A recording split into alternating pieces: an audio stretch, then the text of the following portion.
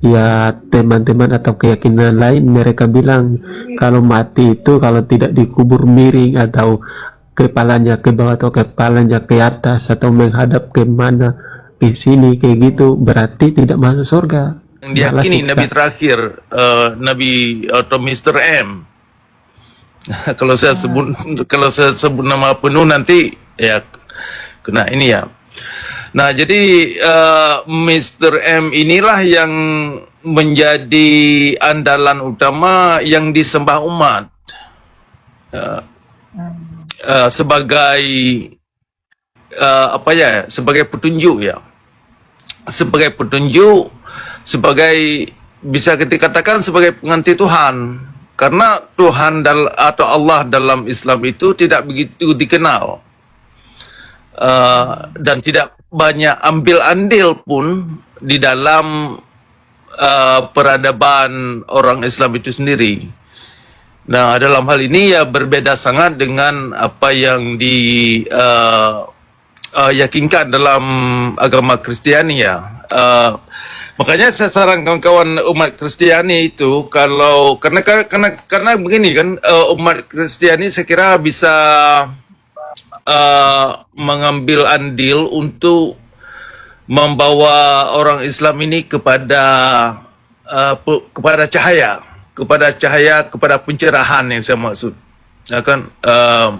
Nah, jadi kalau membawa orang Islam ini, upaya-upaya untuk membawa orang Islam ini kepada kehidupan yang terang benderang, saya pikir sebagai saran itu lebih baik dikerahkan sebanyak mungkin waktunya itu kepada pemberdayaan akhlak. Nah, pemberdayaan akhlak, budi pekerti, karena inilah yang sangat kering, yang sangat krisis, saya kira, krisis moral, krisis spiritualitas, sehingga umat Islam itu terus tertinggal dari dalam hal ini.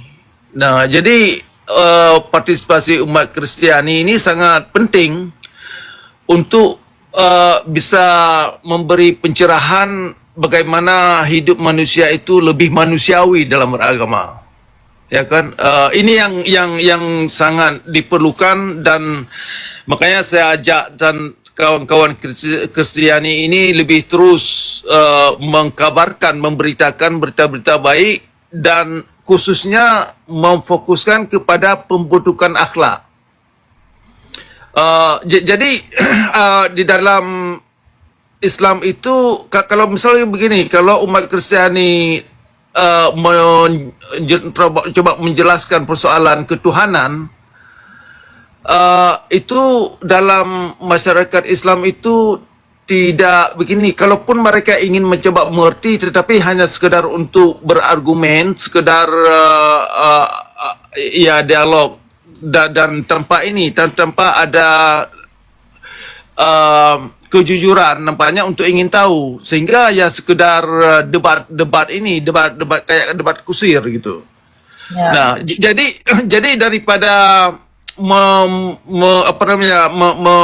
meluangkan waktu tentang menceritakan tentang ketuhanan atau Trinitas, kalaupun dijelaskan mungkin ya sekedar jelaskan sedikit mungkin. Nah, langsung fokuskan itu sebanyak mungkin waktunya itu kepada persoalan pembentukan moralitas itu bagaimana. Benar. Iya. Karena memang begini Pak, kita pun dalam kekristenan itu nggak ada gunanya pengetahuan di sini kalau ini kita nggak berubah. Benar. Karena Yesus Kristus itu Mesias.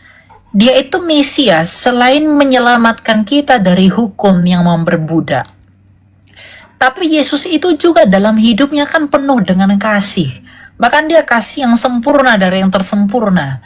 Orang menyakitin dia mengajarkan kita kerendahan hati, dia mengajarkan kita kerelaan, dia mengajarkan kita kemampuan untuk berserah.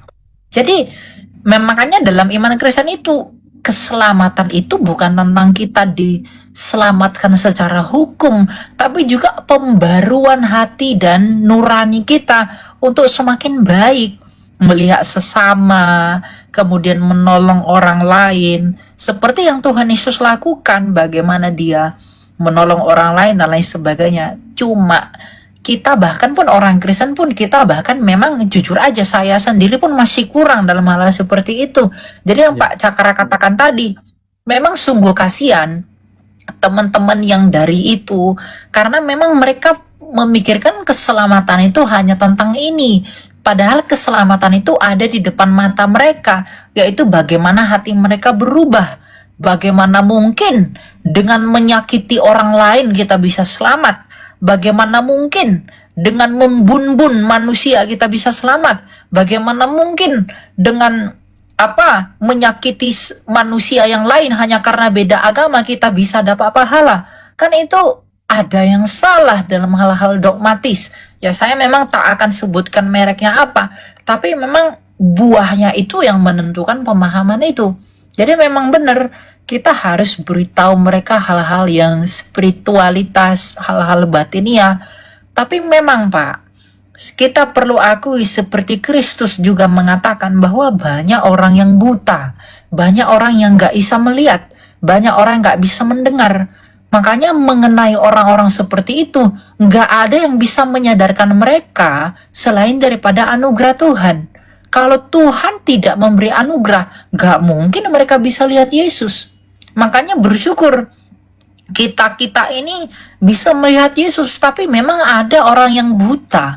Mereka nggak bisa melihat Yesus itu. Bahkan bukan hanya tidak bisa melihat Yesus, mereka menghina-hina Yesus, menghujat Yesus. Padahal yang Yesus lakukan adalah keselamatan itu. Seharusnya apa yang Yesus lakukan itu menjadi refleksi bagi seluruh manusia.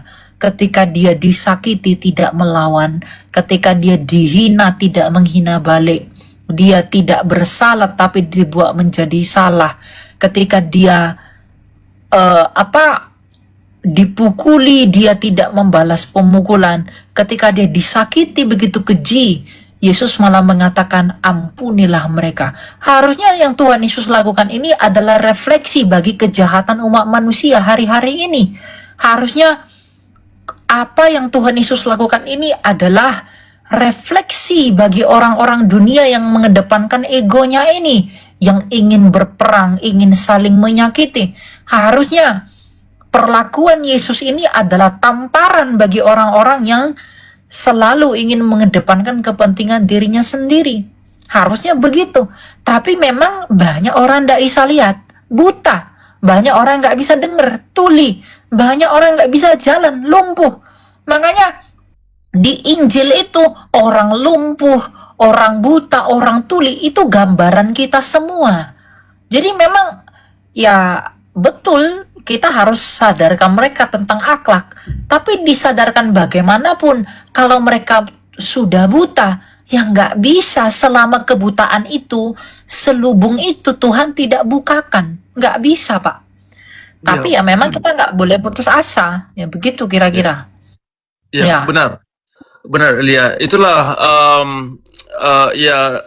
saya sangat sangat berterima kasih sekali atas upaya-upaya anda-anda ini yang memberitakan ya kabar-kabar baik ya, kabar-kabar gembira. Karena ini penting ini, karena apalagi ini orang-orang Islam yang muda-muda ya, kami ini yang muda-muda. Umumnya orang Islam itu tidak mengerti apa yang mereka ikutkan. Nah, itu satu. Kemudian dalam Islam itu sudah menjadi tradisi jangan pertanyakan, jangan berpikir. Kalau berpikir itu kamu jadi murtad. Sehingga kalau kita tidak berpikir, tidak menggunakan hati nurani, maka tidak ada instrumen yang bisa kita ukur apa yang kita lakukan, kan gitu. Apalagi persoalan akhlak dan moralitas. Nah, disinilah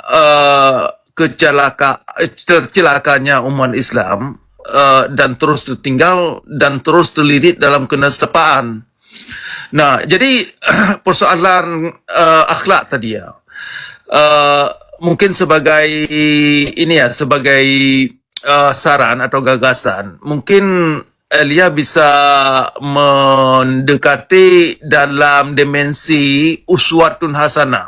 Nah, uswatun hasanah dalam Islam itu artinya perangai dan perilaku-perilaku yang baik yang agung. Persoalannya di dalam Islam itu tidak ada mekanisme yang bisa dilakukan agar bisa terwujudnya uswatun hasanah yang dibayangkan umat. Nah, jadi di sini umat Kristiani bisa terjun ke sana untuk membahas, hey kalian orang Islam ini kan ada konsep uswatun hasanah. Nampaknya kalian ada kendala untuk mewujudkan persoalan uswatun hasanah. Kalau itu penting, apa bisa yang kami bisa bantu? Nah, karena dalam kitab Bible itu banyak elemen-elemen yang bisa dipergunakan, yang bisa diterangkan kepada orang Islam agar orang Islam itu bisa mengerti tanpa orang Islam itu dulu harus masuk agama Kristen dulu. Yang penting mereka jadi orang baik-baik, ya kan? Nah, yang penting mereka nanti bisa pelan-pelan pelajari kitab Bible sendiri gitu.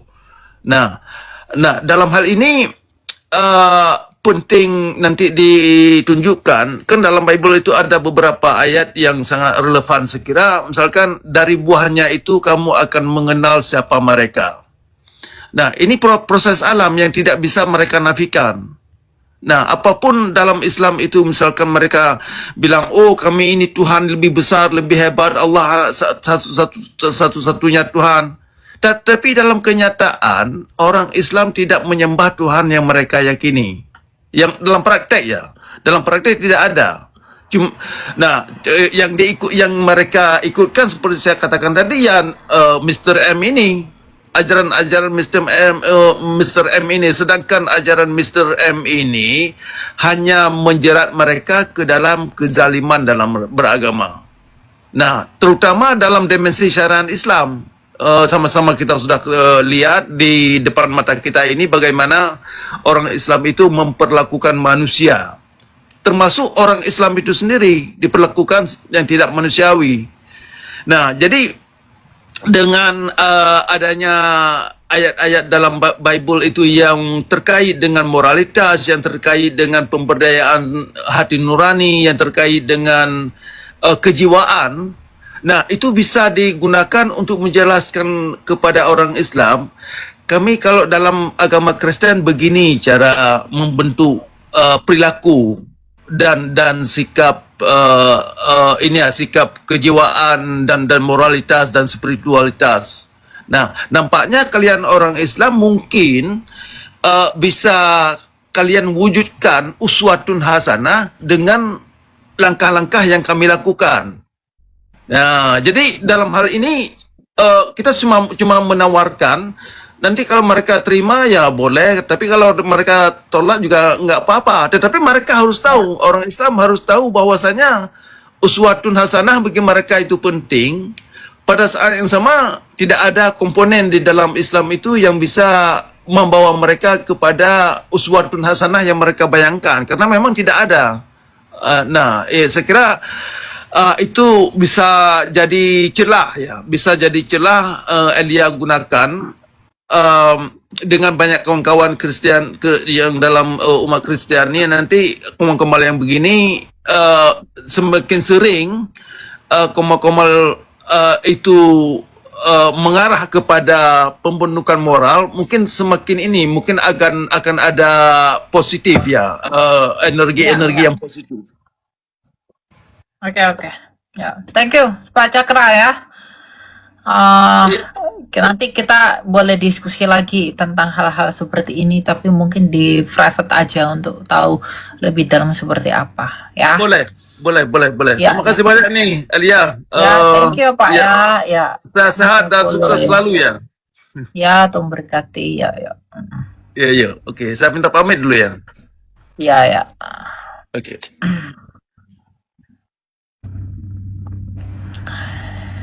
Ya. Jadi yang disampaikan Pak Cakra itu teman-teman ya, saya memang tidak punya otoritas untuk mengklaim seperti yang Bapak sampaikan tadi ya, Mr. M beginilah apa begini gitu ya.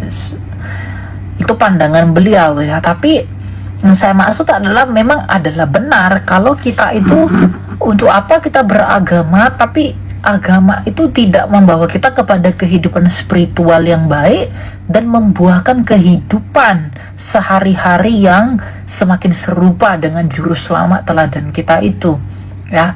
Tapi memang dalam iman kita Kristen nggak cukup berbuat baik. Kenapa nggak cukup berbuat baik? Karena kita perlu dilahirkan kembali. Nah, satu-satunya iman di dunia ini yang menawarkan agar kita dilahirkan kembali dari Kristus itu ya hanya kekristenan. Karena apa? Karena ketika kita dilahirkan dari dunia ini, ya dunia ini hanya membuahkan kekacauan. Tetapi ketika kita mau dilahirkan kembali dari Kristus, ya kita akan semakin serupa dengan Kristus itu yang melalui apa? Ya baptisan. Jadi baptisan itu adalah instrumen yang Allah sediakan melalui sakramen agar kita bisa lahir kembali dari Kristus. Karena dengan baptisan kita menyatu dengan Kristus, mati bersama dengan Dia, dan bangkit kembali sebagaimana Ia bangkit. Jadi memang adalah langkah yang baik yang tadi Bapak sampaikan, Pak Cakra itu. Tapi kalau kita melihat lebih dalam dari sisi kita sebagai orang Kristen, tentu saja itu jauh masih dasar sekali. Karena kita perlu melakukan apa yang tidak kelihatan, yaitu apa ya, sakramen-sakramen tadi. Karena melalui sakramen itu ada kuasa agar kita bisa melakukan apa yang kecil, yang berdosa. Begitu. Makanya bersatu dengan Kristus itu penting, teman-teman. Ya. Karena apa? Ya hanya Kristus yang sempurna. Ada nggak yang sempurna selain Yesus? Tuh nggak ada. Buktinya apa? Hanya Dia yang hidup kembali dari kematian. Banyak kisah-kisah di dunia ini orang hidup kembali, tetapi ya mati juga. Tapi hanya Yesus yang mati sekali dan hidup untuk selama-lamanya. Begitu kira-kira. Ya. Jadi kita nggak punya alasan untuk apa? Untuk menutup mata bahwa memang Yesus yang teladan yang sempurna itu, begitu.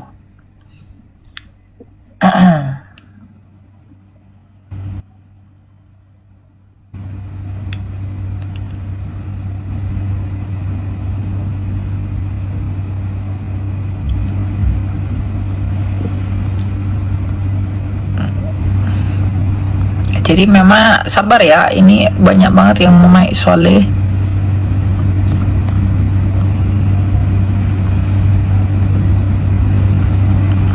Siapa sebenarnya yang disalib? Ya Yesus lah.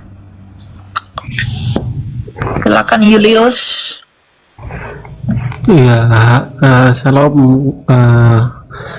Kakak Elia. Ya silakan, katanya apa? Hmm.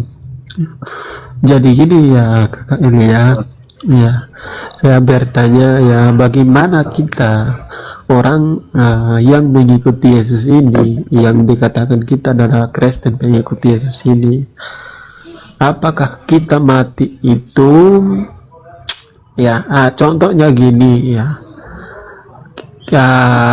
apakah kalau kita mati kita harus dikuburkan atau harus dibakar? Kalau di dalam ya iman Kristen dibakar juga sama, dikubur juga sama, tidak masalah karena tidak berpengaruh, karena yang dilihat bagaimana kita masuk surga itu atau kita kembali ke tempat yang kekal itu adalah bagaimana kita cara mengikuti atau kita itu hidup ya sesuai dengan Yesus Kristus ya. Karena contohnya kayak ya teman-teman atau keyakinan lain, mereka bilang kalau mati itu kalau tidak dikubur miring atau kepalanya ke bawah atau kepalanya ke atas atau menghadap ke mana, ke sini kayak gitu, berarti tidak masuk surga, malah siksaan kuburan begini. Gak ada Jadi urusan bagi intinya, orang Kak, yang intinya gini Kak, pertanyaan saya, apakah kita itu dikubur juga bisa atau dibakar juga bisa, atau yang gimana yang baik, atau gimana semua bisa? Kakak, jadi tolong jelaskan. ya apapun, orang mati itu orang mati ya udah mati, tidak ada artinya lagi ketika dia sudah mati. ketika dia sudah mati, mau dikubur, mau dibakar, mau diapain, itu tidak berpengaruh pada keselamatannya. Yang paling penting ketika dia masih hidup, karena ketika dia sudah mati tidak ada lagi pengampunan. Jadi selama jiwanya masih di dalam tubuhnya, itulah kesempatannya untuk bertobat. Jadi orang hanya karena kepalanya arah utara, kakinya arah kiri, itu nggak mengubah keselamatan. Bentuknya dimakan paus atau jadi abu dibuang ke laut, apakah itu berpengaruh pada jiwanya? Tidak, karena jiwanya sudah meninggalkan tubuhnya. Jadi itu tidak pengaruh, karena iman kita tidak iman yang ngurusin yang begitu-begitu. Iman kita yang mengurusi keselamatan jiwa. Itulah yang paling penting. Keselamatan jiwa itu yang paling penting. Karena apa? Bukan tubuh kita yang hari ini yang akan kita gunakan di langit bumi baru yang nanti. Karena tubuh kita yang lama ini harus mati untuk mengenakan tubuh yang baru, yaitu tubuh kemuliaan yang akan Tuhan kita anugerahkan yang sesuai dengan langit bumi baru. Karena tubuh kita yang lama, darah dan daging ini tidak mendapat bagian dalam kerajaan surga. Yang rusak ini nggak mungkin dibawa ke langit bumi baru yang sempurna itu. Jadi nggak ada urusan mau dibakar, mau diapain, nggak ada urusan. Cuma dalam tradisinya orang Kristen, memang kalau bisa dikubur lebih baik dikubur. Tapi itu bukan sebagai syarat untuk keselamatan. Karena keselamatan itu, status selamat atau tidaknya selesai ketika dia sudah mati. Jiwanya sudah pergi meninggalkan tubuhnya. Jadi mau dikuburkannya berapa meter atau kepalanya arah mana itu tidak punya pengaruh bagi keselamatannya. Makanya itu nggak diatur secara jadi Taurat baru dalam iman kita tuh nggak ada. Itu ya. Jadi nggak usah pusingkan hal-hal seperti itu. Tuhan Yesus pernah mengatakan, biarlah orang mati menguburkan orang mati. Ya orang mati ya mati. Gitu. Yang paling penting yang bisa kita lakukan adalah pertobatan kita sebelum kita mati. Karena kematian itulah finalitas daripada pertobatan kita yang menentukan keselamatan kita. Jadi ya itu nggak penting untuk dibahas. Gitu ya. Iya, oke Kak, makasih ya. Saya udah puas dengan jawabannya ya. Kemudian ya masalah pembaptisan ya. Lalu menurut iman Kristen itu kan maksudnya pembaptisan yang benar adalah dibaptis dengan nama Bapa, Putra dan Roh Kudus. Benar nggak Kak? Ya. Iya. Soalnya tadi ada Bapak orang dan yang anak dan Roh tadi yang saya tadi udah dari pertama nonton gitu kan, dia bilang mau baptis ulang atau gimana yang kakak dia bilang, tetapi kalau menurut Kristen itu kan pembaptisan yang benar itu adalah kita itu dibaptis ya dalam pembaptisan seperti pembaptisan yang dilakukan Yohanes, yaitu pembaptisan kalau kita manusia sekarang ini yang dibaptis dalam nama Bapa, Putra dan Roh Kudus kan gitu. Ya kakak Lia ya benar kan? Ya. Ya oke, terima kasih ya kakak. Pertanyaan saya tadi tuh ya maksudnya saya membingungkan ya, karena saudara-saudara saya juga dia kebanyakan di luar negeri dan mereka bilang apakah saya mati saya dipulangkan mayat saya ke kota asal saya apa dibakar atau gimana. Makanya saya Yang penting dia bertobat aja. Itu ya. Oh oke. Ya, oke. Jadi kesimpulannya keselamatan itu tidak berpatokan kepada dikuburkan menghadap ke sini ke sana atau ada dikubur seperti macam segala. Oke Kak, makasih penjelasannya. Oke. Ya, Terima kasih Tuhan Yesus.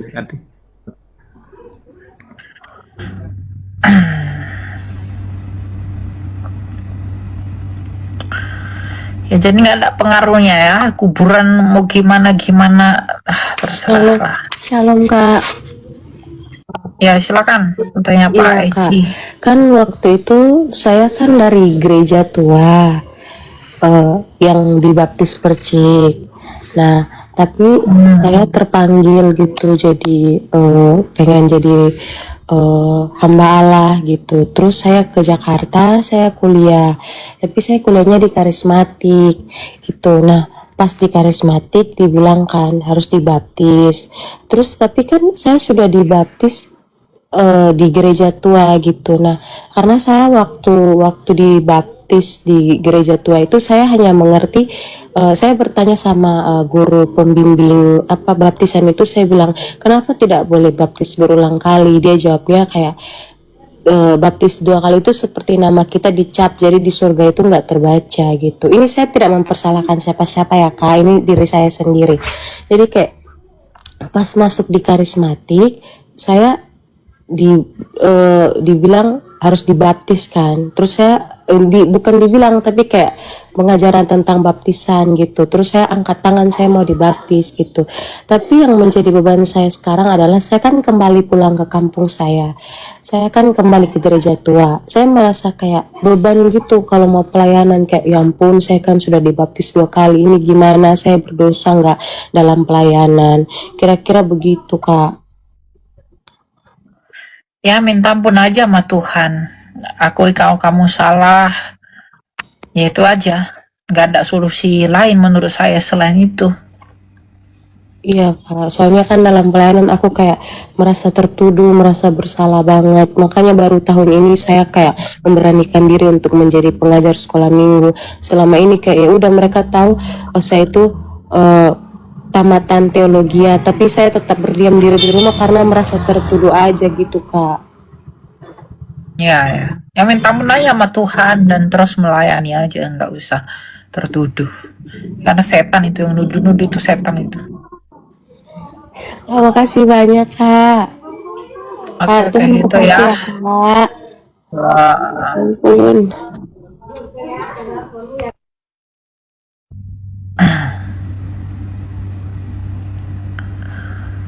gitu ya. Makanya, aduh, cuma ya mau gimana ya. Hidup ini macam-macam lah ceritanya.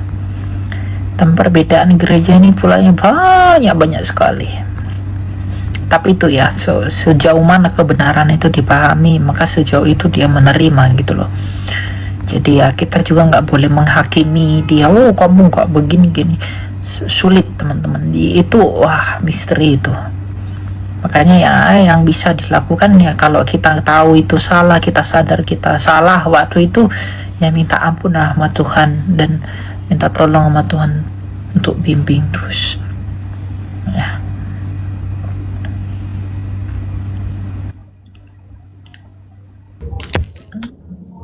Ya silakan, kita apa ini, Don Free. Selamat malam. Malam Kak Elia. Ya silakan, mau tanya apa?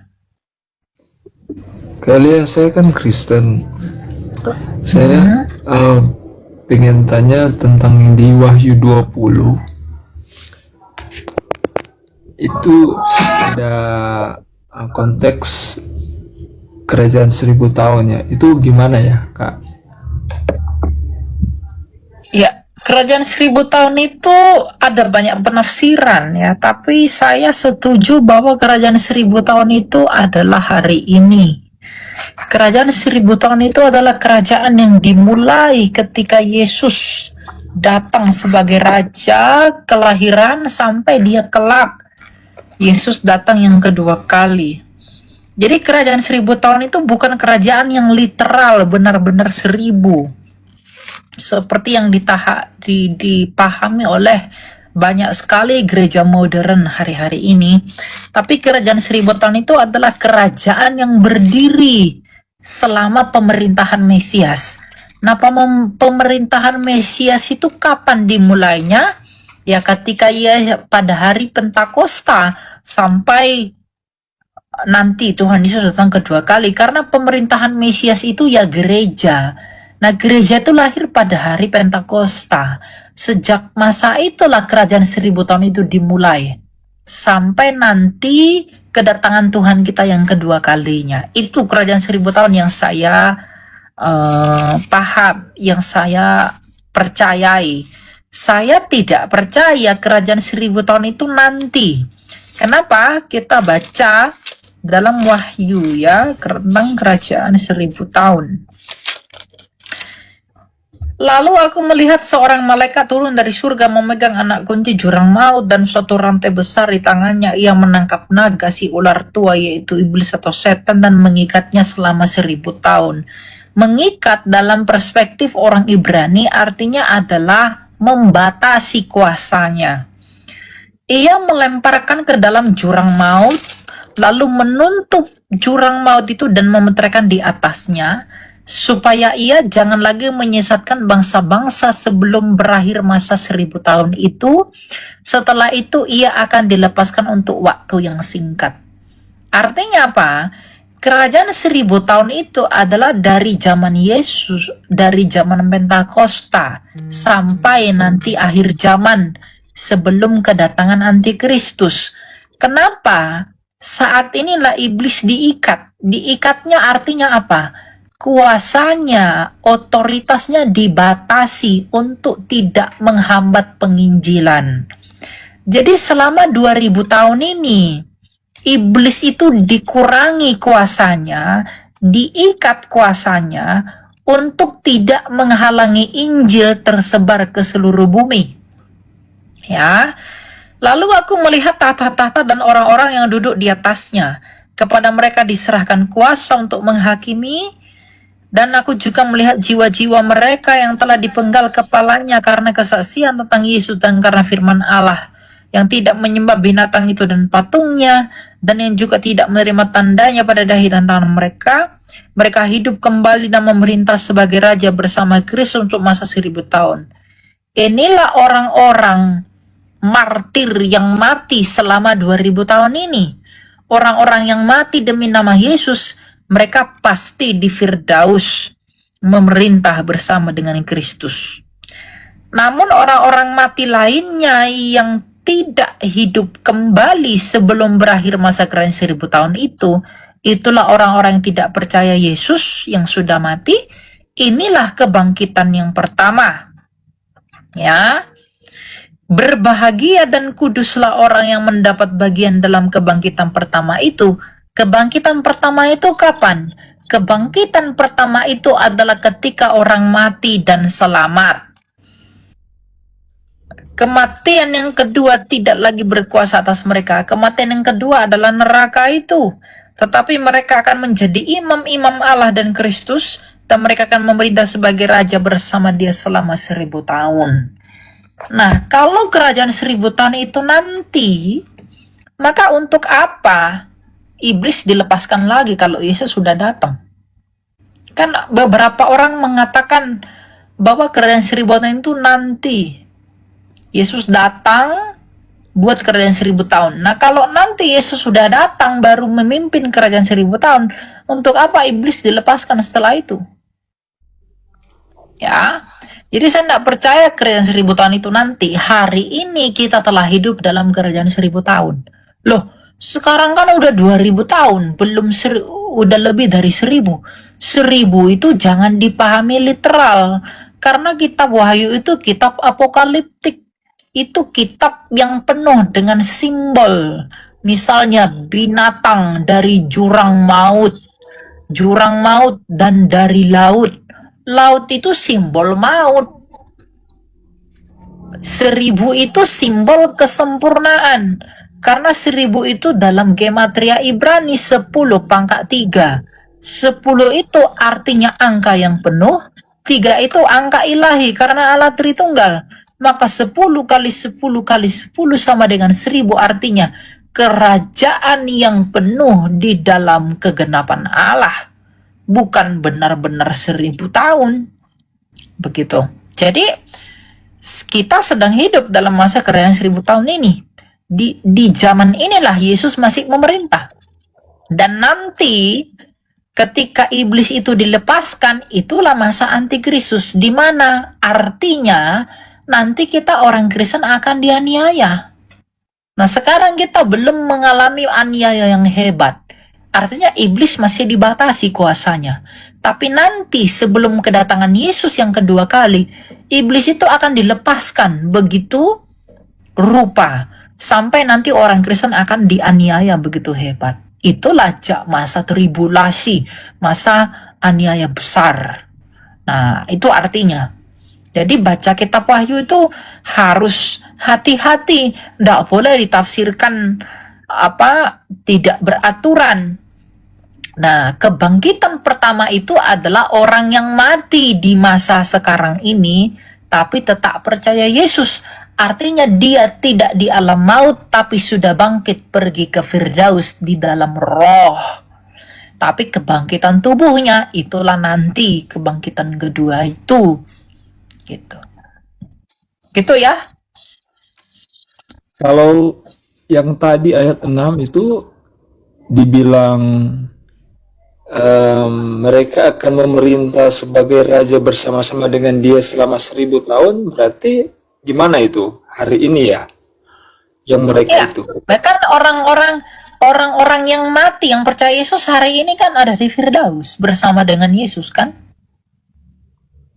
Oh, jadi memerintah bersama Yesus di Firdaus. Ya, Paulus, Petrus, Bunda Maria, Bartolomeus, mereka di sana, hidup mereka di sana, di langit sana, di Firdaus.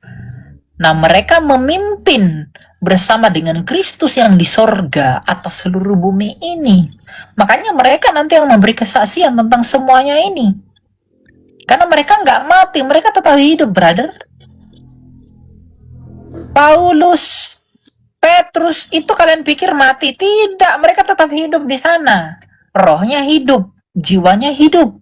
Meskipun tubuhnya masih di sini karena belum hari kebangkitan kedua.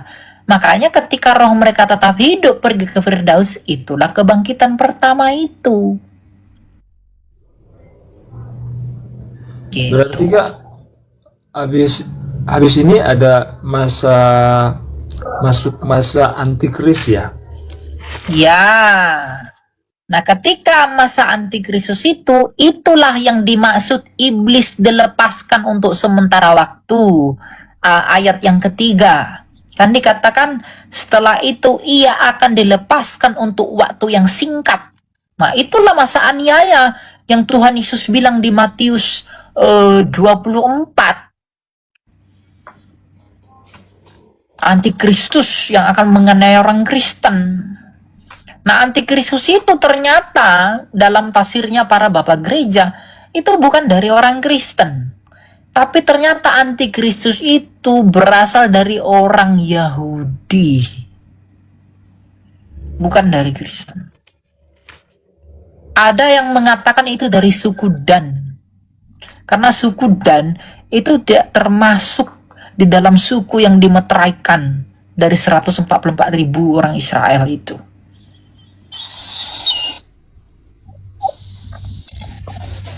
Kalau kita lihat kan Wahyu di akhir 21-22 ya pasalnya. Itu kalau saya lihat ini pasal 21-nya sudah cerita Yerusalem baru ya. Langit baru. Ya, itulah langit bumi baru, betul. Itu setelah kedatangan. Jadi range Wahyu 20 ayat 7 sampai Wahyu 20 ayat 15 masuk ke pasal 21 itu pasal yang menceritakan antikris ya, sebelum Wahyu pasal 21 langit baru bumi baru. Wahyu 20 sampai Wahyu yang ke-20, Wahyu 20 itu udah bicara antikris. Karena ayat 4 sampai berikutnya itu mendeskripsikan tentang mereka yang memimpin bersama Kristus. Tapi di ayat 3-nya itu sudah menyatakan tentang masa antikristus itu. Nah, ayat yang ke-7 itu, Wahyu 20 ayat yang ke-7 itu sudah berbicara tentang penghukuman si iblis. Artinya setelah masa antikristus itu. Makanya dikatakan setelah masa 1000 tahun itu berakhir. Itu masa antikristus ya. Yang ke-7. Jadi Wahyu 20 ayat 7 itu bicara masa antikristus itu. Lalu ayat yang ke-10-nya itu berbicara tentang mereka yang dihanguskan oleh Tuhan. Berarti sudah berbicara kedatangan kedua. Nah, wahyu yang ke-11, ketika Kristus datang di Wahyu 10, ayat 10 tadi, ayat yang ke-11 tadi, itu dia menghukum seluruh iblis dan seluruh pengikut-pengikut iblis dan penghakiman besar. Itu di Wahyu 20 ayat 11. Lalu ayat 21 mulai masuk ke langit bumi baru.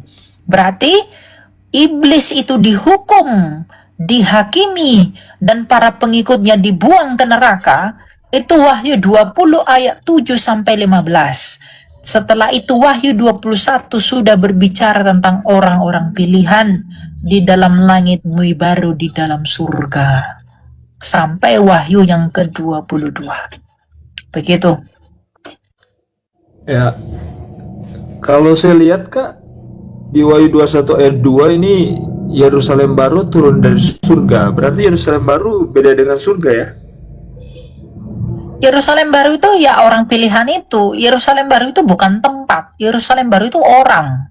Itu bukan kota. Oh ya, ya mereka turun dari Makanya baca ya berikutnya. Aku juga melihat kota yang kudus Yerusalem yang baru turun dari surga, dari Allah, yang berhias bagaikan pengantin perempuan berdandan untuk suaminya. Mempelai laki-laki itu siapa? Kristus, Mempelai perempuan itu siapa? gereja. Gereja. Makanya di Yerusalem baru itu ya gereja. Kita lah Yerusalem baru itu orang Kristen. Makanya dikatakan Yerusalem baru itu berdandan seperti pengantin perempuan kepada suaminya. Artinya kita Yerusalem baru, kita umat Allah, mempelai perempuannya Yesus, itu mendatangi Kristus sebagai mempelai laki-laki.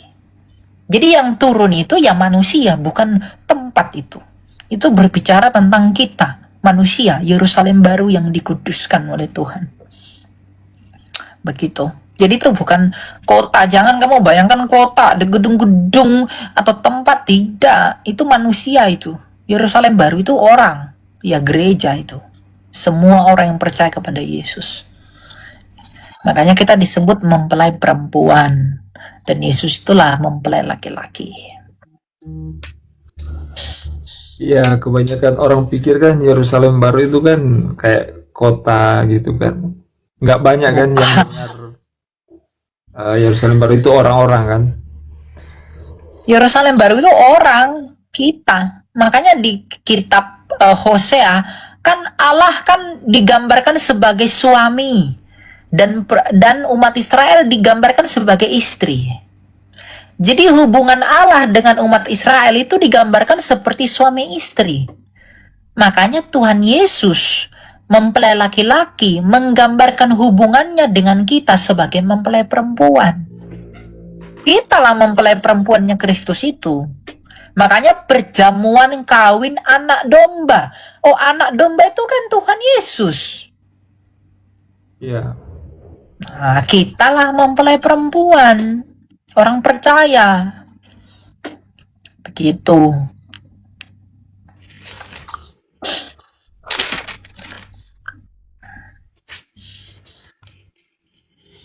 Gitu ya. Ya Kak. Oke ya. Nah, coba ayat ke-17, Wahyu 22 ayat 17. Coba kamu baca. Wahyu 22 ayat 17. 17. Ayat 17. Roh dan pengantin perempuan itu Roh dan pengantin perempuan. Pengantin perempuan itu siapa? Ya, gereja. Roh itu siapa? Ya, Roh Kudus. Roh dan pengantin perempuan itu berkata, marilah. Siapa yang mendengarnya hendaklah ia berkata, marilah. Siapa yang haus hendaklah ia datang. Dan siapa yang mau hendaklah ia mengambil air kehidupan dengan cuma-cuma. Karena siapakah air kehidupan itu? Tuhan Yesus sendiri. Karena Tuhan Yesuslah pohon kehidupan yang menghasilkan air hidup itu. Karena dialah sumber hidup. Nah, kita bisa hidup kekal karena kita bersatu dengan Yesus Sang Hidup itu. Jadi pengantin perempuan itu ya kita, orang percaya. Gitu ya. Ya. Kayak Nah, ini kalau itu nggak banyak kota, yang tahu gimana ya. kota bisa ngomong? Kenapa? Nggak banyak yang tahu ya. Yerusalem baru itu maksudnya gereja atau orang-orang ya. Heeh. Ya. Kayak gitu ya. Iya, Kak. Kita lanjut ya. Makasih Kak ya. Iya. Tuhan berkati. Tuhan memberkati. Ya. Enak belajar Alkitab tuh ya. Ini ya teman-teman ya. Wahyu 22 ayat yang ke-18 dan berikutnya. Ini perkataan Tuhan Yesus nih, mulia sekali. Aku di sini Yohanes. Aku bersaksi kepada setiap orang yang mendengar perkataan nubuatan kitab ini.